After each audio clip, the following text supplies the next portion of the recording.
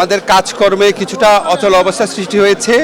এই অচল অবস্থা দূর করার জন্য অবিলম্বে দুদকে বর্তমান আইনে নতুন কমিশনারদের নিয়োগ দেওয়ার চিন্তা আমাদের সরকারের কারো মধ্যে রয়েছে, চিন্তা রয়েছে যে ওগুলি চিন্তা ভাবনা করে দ্রুতই সিদ্ধান্ত নেওয়া হবে। হ্যাঁ, যে আপনার যে সাবেক যে কমিশনাররা ছিল ওনারা কিন্তু পদত্যাগের আগে বেশ কিছু তদন্ত কাজ শুরুর অনুমোদন দিয়ে গেছেন, প্রায় শতাধিক। এর মধ্যে 200-র মতো। হ্যাঁ, অনেক বড় বড় মন্ত্রীর বিরুদ্ধেও ওনারা তদন্তের অনুমোদন দিয়ে গেছেন।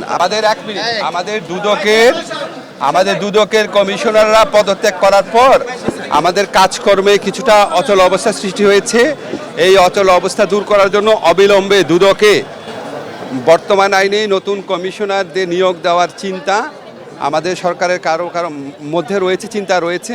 আবার ইফতেখার ভাইরা একটা অন্তর্বর্তীকালীন অবস্থার কথা বলছেন, কিন্তু অন্তর্বর্তীকালীন অবস্থার জন্য আবার আইন চেঞ্জ করতে হবে। এখন আবার আইন চেঞ্জ করার পর ধরেন সংস্কার কমিশনের প্রস্তাব মধ্যে যদি আবার কমিশন গঠন করি, ওটা কেমন দেখায়?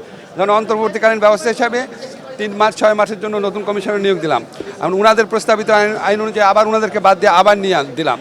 এটা তো আসলে এত সহজ সরল না। ওনারা অনেক মহৎ উদ্দেশ্য নিয়ে জিনিসটা বলেছেন, কিন্তু কোনটা দুর্নীতি বিরোধী লড়াই পরিচালনার জন্য, দুর্নীতি বিরোধী কার্যক্রম পরিচালনার জন্য কোনটা সর্বোত্তম পন্থা, সেটা বিচার বিবেচনা করে আমরা সিদ্ধান্ত নিব।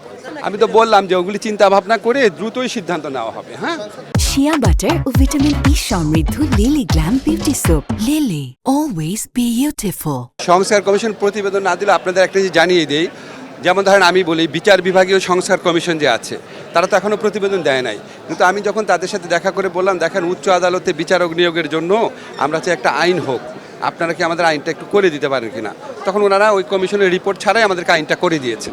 ওনারাই করে দিয়েছে। আবার আমাদের মাননীয় চিফ জাস্টিস উনিও একটা আইন করে দিয়েছে। তো দুইটা অবলম্বনে আমরা একটা আইন করছি। যে সমস্ত জিনিস ধরেন এখনই আমরা বিভিন্ন কমিশনের হেল্প নিয়ে যে সমস্ত কাজ আমরা এখনই করে ফেলতে পারি সেগুলি আমরা করে ফেলবো, আমরা ওয়েট করব না। আমাদের তো খুব বেশি সময় নাই, বুঝছেন। পরে না, দুদকের ব্যাপারটা ভাই আমি আপনাকে বলি, দুদকের ব্যাপারটা আমি দেখছি না। হ্যাঁ, এখন আমাদের সরকারের তো গোপনীয়তার নীতি আছে। যেই উপদেষ্টা দিচ্ছে ওনার নাম তো আমি বলতে অ্যালাউড না এখানে, আমি দেখছি না। বাট যারা দেখছে বা যিনি দেখছেন ওনারা এই ব্যাপারে মানে খুব কনসিয়াস আছেন। দুদককে অচল রাখা যাবে না, এত বড় বড় দুর্নীতি দেশে হয়েছে, দুদককে অবশ্যই সচল করতে হবে। তবে আপনাকে একটা জিনিস জানিয়ে দিই, আপনারা কিন্তু এই সাংবাদিক হিসেবে খোঁজটা রেখেন যে আপনার যে সাবেক যে কমিশনাররা ছিল ওনারা কিন্তু পদত্যাগের আগে বেশ কিছু তদন্ত কাজ শুরুর অনুমোদন দিয়ে গেছেন, প্রায় শতাধিক।